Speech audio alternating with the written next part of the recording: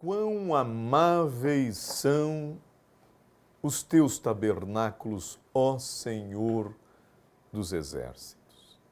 Alegrei-me quando me disseram, vamos à casa do Senhor. Estas são expressões dos hebreus registradas nos Salmos e elas expressam o amor que eles tinham pelo templo do Senhor. Eu sou o pastor Emílio Enklein e estamos aqui para mais uma escola bíblica dominical.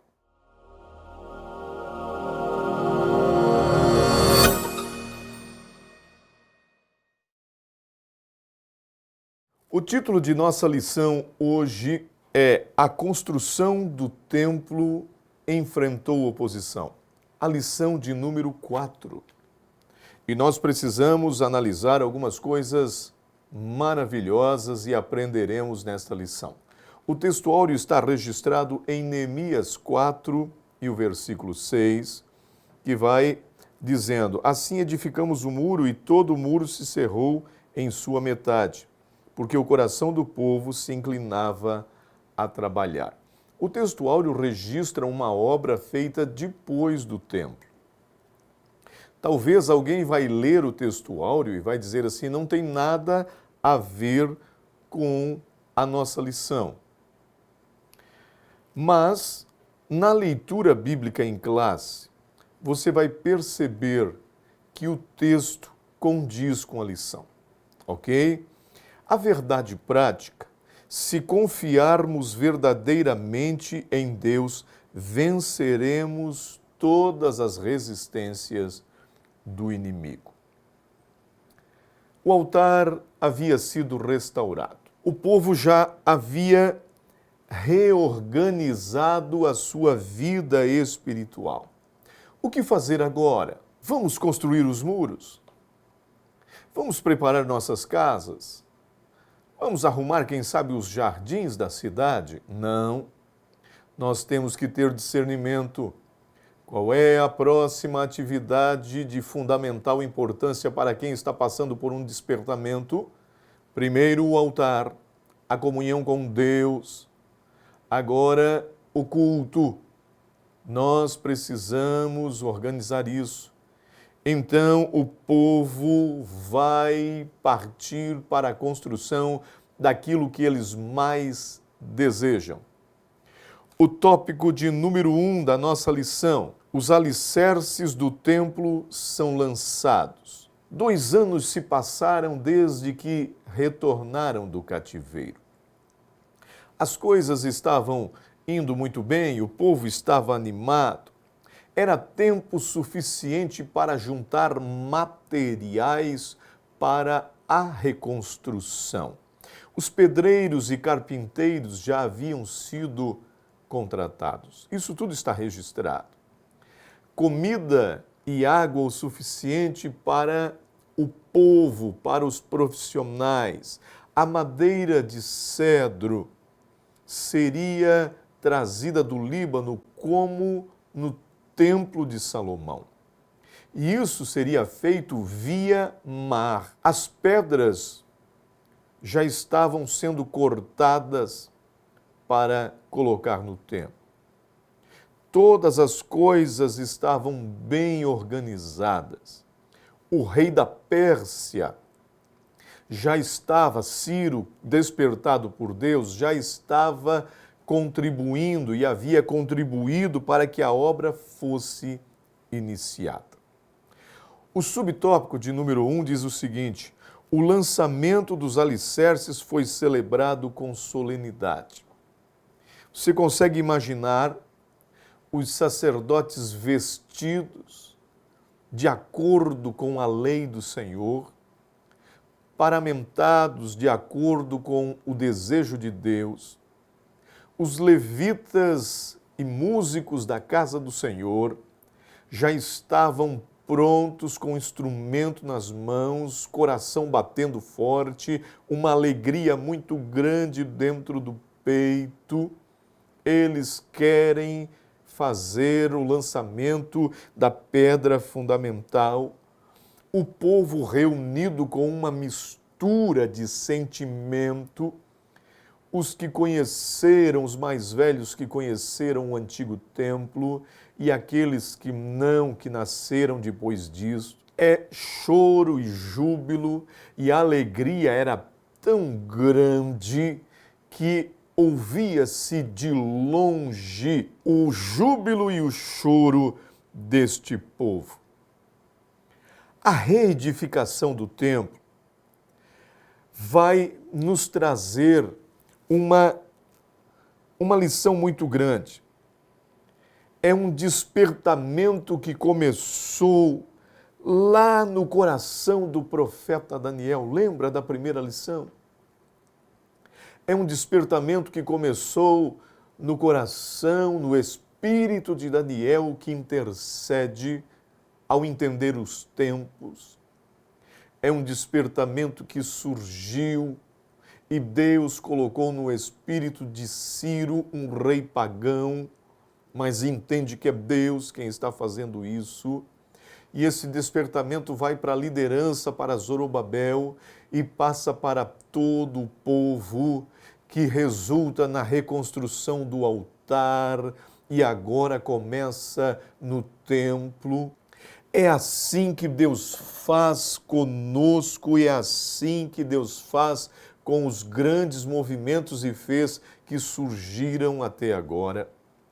A história da igreja é marcada por despertamentos que surgiram num lugar e acabaram propagando-se para outro. Porque a chama do despertamento é assim, ela vai como uma mata que pega fogo, como um bosque que pega fogo e vai se alastrando. O grande despertamento espiritual e o movimento que surgiu em 1906, em Los Angeles, na América do Norte, naquela região de Chicago e tudo ali, trouxe uma chama tão grande para o Brasil através de Daniel Berg e Gunnar Wingre, que em 1911 chegam no Brasil com esta chama pentecostal no nosso Brasil, e isso vai se espalhando.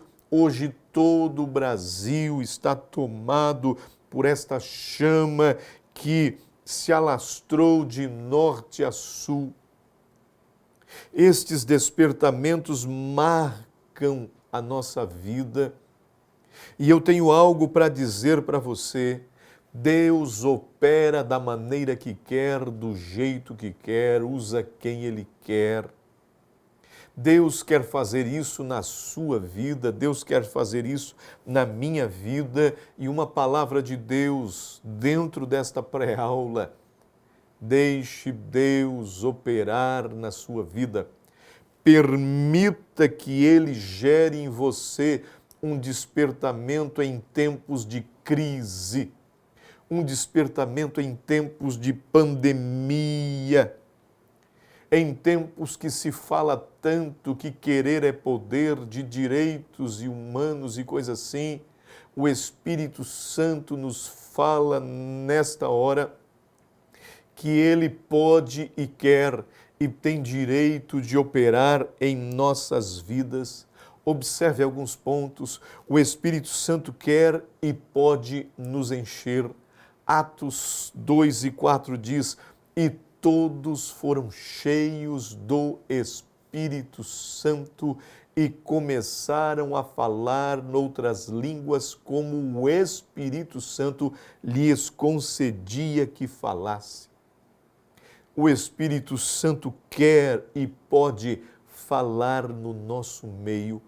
Atos capítulo 13 e versículo 2 diz o seguinte: e servindo eles ao Senhor, jejuando, falou, disse o Espírito Santo: apartai-me a Barnabé e Saulo para a obra que eu vos tenho chamado.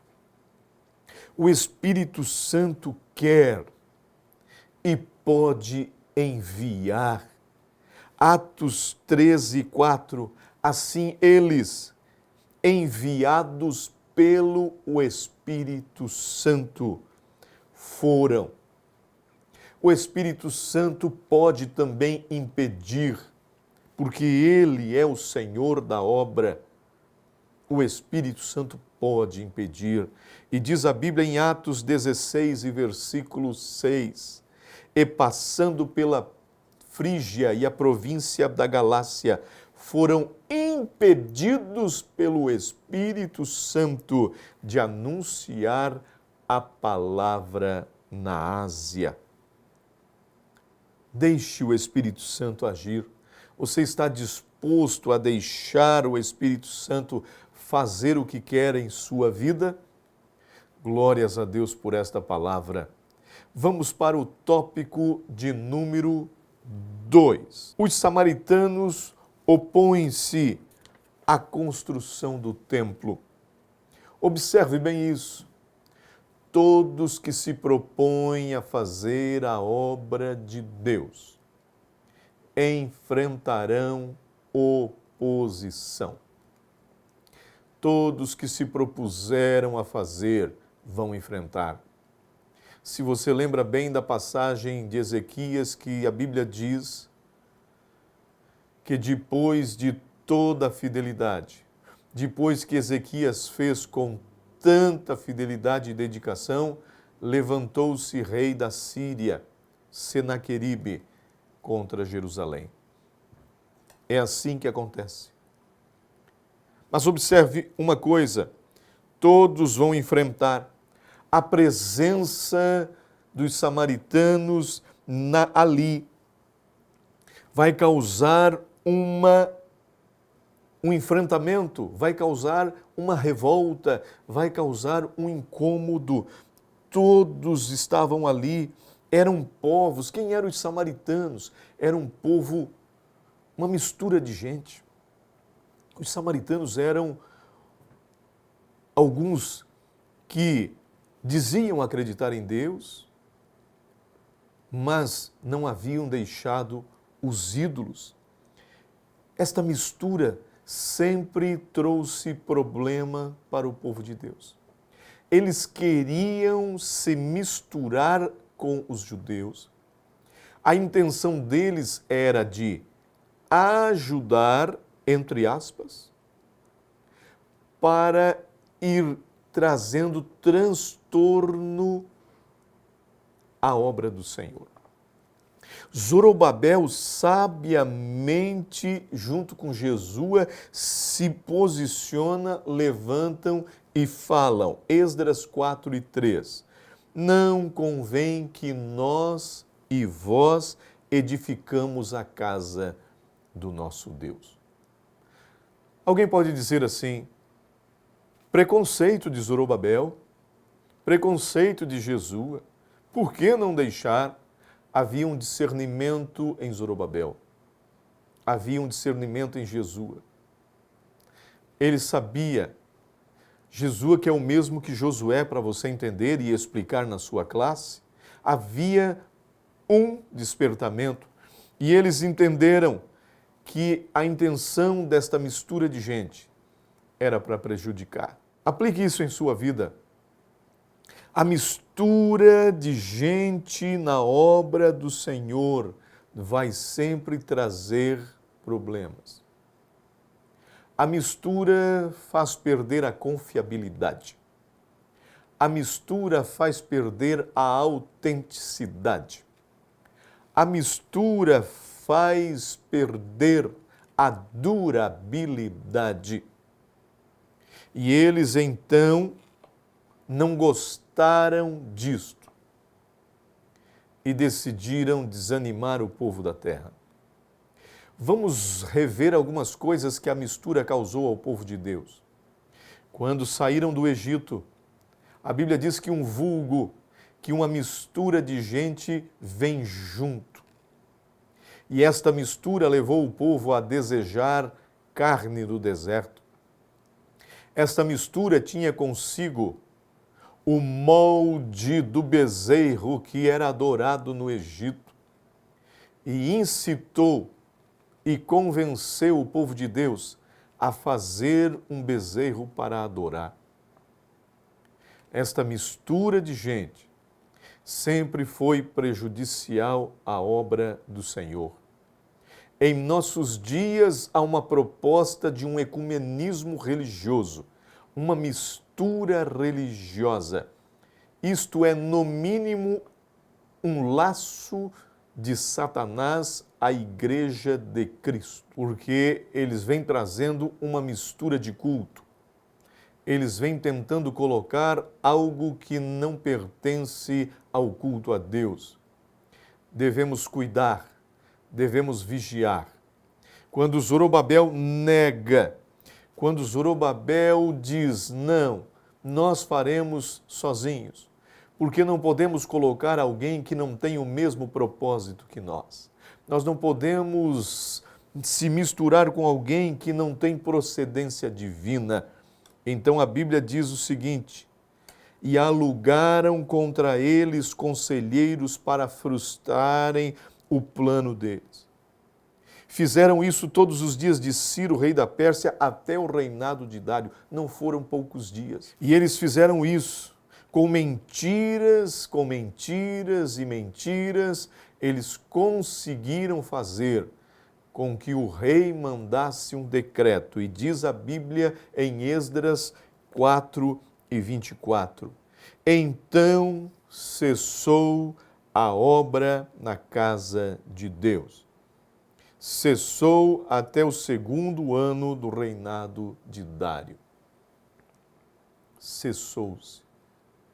Aí o 3º tópico vem dizendo o seguinte: como se explica a falta de resistência dos judeus? Pararam a obra. E isso não foi por 2 meses, 3 meses, 2 anos, 4 anos, não. Foi por 16 anos aproximadamente. Foi muito tempo. E o que eles fizeram neste tempo? Por que ficou assim por tanto tempo? O subtópico de número 1, na lição não é escrito em forma de pergunta, mas eu quero mencioná-lo em forma de pergunta. Os judeus deveriam ter ido ao rei da Pérsia para assegurar a construção? Afinal, não era direito? Deveriam ou não? E alguém diz, claro que sim, pastor. Tomar posse daquilo que é, afinal a lei estava dizendo. Verdade. Verdade. Talvez deveriam ter feito isso, mas a ética cristã nem sempre se baseia nos direitos. A ética cristã é baseada também na misericórdia, na bondade, na paciência, na longanimidade. Tinha um direito legal, sim. E nem sempre a gente também vai conseguir indo para a justiça, protestando, colocando o patrão, colocando a empresa na justiça, porque quebrou os meus direitos. Aí vem o 2º subtópico. E antes de falar do 2º subtópico, nós devemos lembrar de Yahvé Tzedkenu. Que é isso, pastor?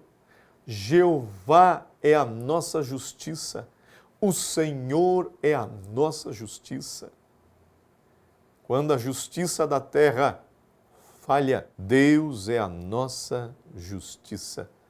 Em tempos de tanta alteração, de tantas injustiças, Deus é a nossa justiça. Segundo subtópico, vai dizendo o seguinte: os judeus deveriam ter recorrido a Deus. Aí sim, verdade. Aqui está a chave da vitória. Quando esmorecemos diante das afrontas, quando desfalecemos diante das adversidades, estamos esquecendo de que Deus controla todas as coisas. Estamos esquecendo de que Deus domina e todo o poder está nas mãos do Senhor. Quantas maravilhas Ele fez no passado, quantas maravilhas Deus operou, abriu o mar vermelho, sustentou o povo no deserto. Você consegue imaginar mais de 2 milhões de pessoas no deserto? Faz a conta de quantos milhões de litros de água por dia seriam consumidos no deserto? E Deus os sustentou? Deus sustentou os seus filhos no deserto? Vamos lembrar de Ezequias? Citamos há pouco, quando parece não ter mais solução e ele fez tudo o que podia, reparou os muros, tapou as fontes e construiu escudos em abundância, ele então assume a teologia da guerra e diz: Deus vai nos proteger. Numa noite, Deus manda um anjo, memorize isso, um anjo que derrotou um exército de 185 mil soldados assírios. Deus deu vitória. Outra história que marca muito é a de Josafá, quando os inimigos vêm contra ele, e ele então ora ao Senhor, e uma das frases que eu considero o estandarte da vitória, da soberania de Deus no Antigo Testamento, quando Deus diz: esta peleja não é vossa, mas do vosso Deus. E a vitória veio sem pegar em espadas, sem pegar em escudos, apenas louvando ao Senhor. Nosso Deus é o mesmo ontem, hoje e será eternamente. O subtópico de número 3, o motivo da falta de resistência dos judeus era de ordem espiritual.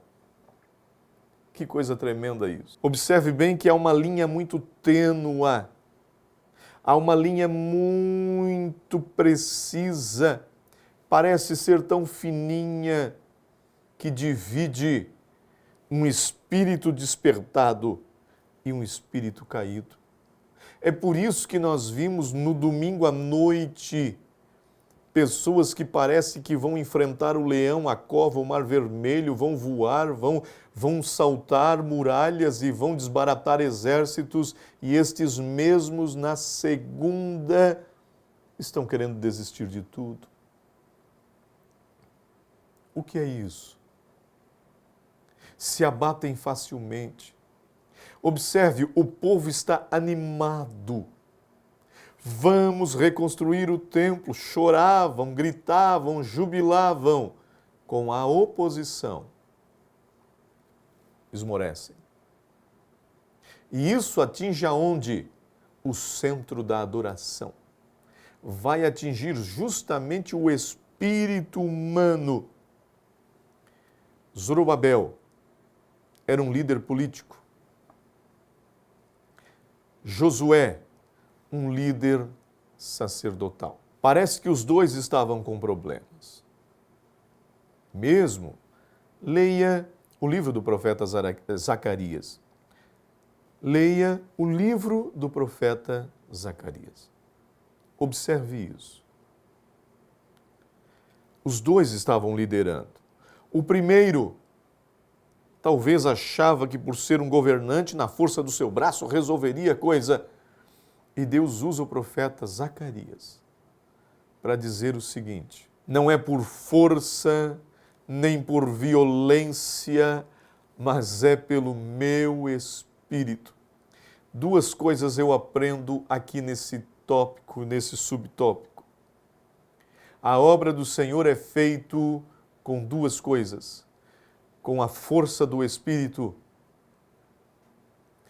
e com santidade. Para Zorobabel, Zacarias profetiza e diz: não é na força do braço humano, não é na violência, não é na guerra, não é com abundância de palavras. E é isso que Deus manda dizer a você no meio desta pré-aula. Não é do seu jeito, é do jeito do Espírito. E para Josué, o segundo líder e o líder religioso, sem santidade não teremos êxito na obra do Senhor. Zacarias registra o seguinte: e ele mostrou-me o sumo sacerdote Josué, o qual estava diante do anjo do Senhor, e Satanás estava à sua direita para lhe opor. E diz a Bíblia, e Josué estava vestido com vestes sujas diante do anjo. Queridos, isso é sério. Quando nós manchamos nossas vestes espirituais, quando não vigiamos e perdemos o teor da santidade, isso pode atrapalhar a obra de Deus. Eu não sei o que Josué havia feito. Alguma coisa havia manchado, porque o anjo do Senhor tirou as vestes sujas dele, trocou, botou uma mitra limpa na sua cabeça e falou para ele: ande nos meus caminhos, Deus disse. Observe bem, que coisa séria isso. Então este fato pode ter tirado a autoridade espiritual, ele deixou de ser irrepreensível, mas o Senhor esteve ali e socorreu. Este é o Deus que não nos desampara, mesmo em nossas falhas, porque a obra é dele. Socorreu Josué quando Satanás estava para se opor e acusar, porque ele é acusador de nossos irmãos. Isso é interessante. O último tópico, o tópico de número 4. A reação dos samaritanos quando os judeus cessaram a obra. É uma lição riquíssima. Observe bem, ter que parar a obra, ter que cessar a obra que eles mais queriam, lhe causou tristeza. Judeus estavam tristes, coração abatido, estavam frustrados,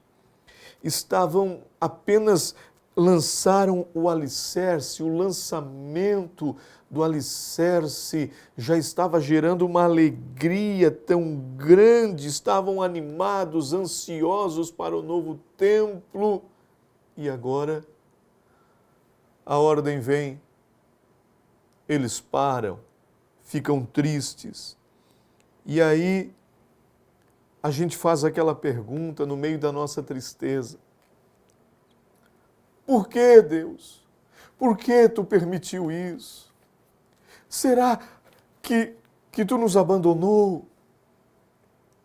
Tu não prometeu estar conosco na construção? E a resposta é uma só para eles e para nós. Quando a gente ora dizendo: Deus, aonde tu estás? A resposta de Deus é uma só: eu estou no mesmo lugar que você me deixou.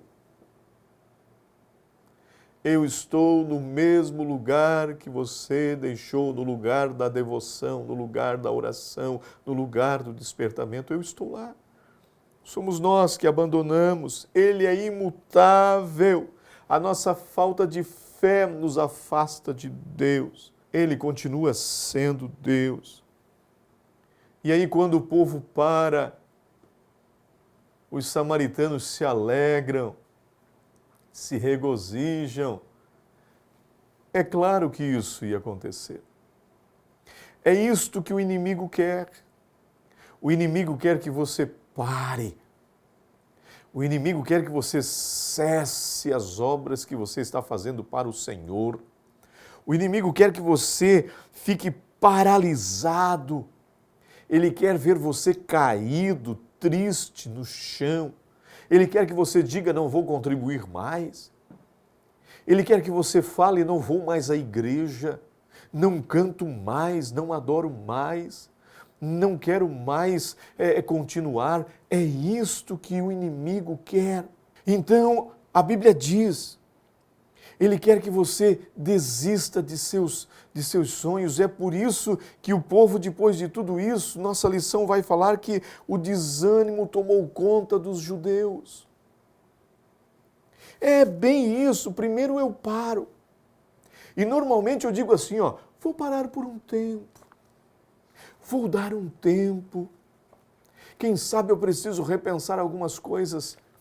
Isto não Não resolve, porque após isso vem a apatia espiritual, vem a frieza, o comodismo e eu vou desistindo dos meus propósitos, porque é isto que o inimigo quer que você faça, que você desista de seus propósitos, que você desista dos seus sonhos, que você desista da obra de Deus, que você desista de seus ideais, que você desista de lutar, mas pelo Espírito de Deus, eu sinto a presença dele aqui nesse estúdio, eu digo para você, não pare, eu tenho uma palavra de Deus, 1 de Paulo aos Coríntios, dizendo no capítulo 15, versículo 58, portanto, meus amados irmãos, sede firmes e constantes,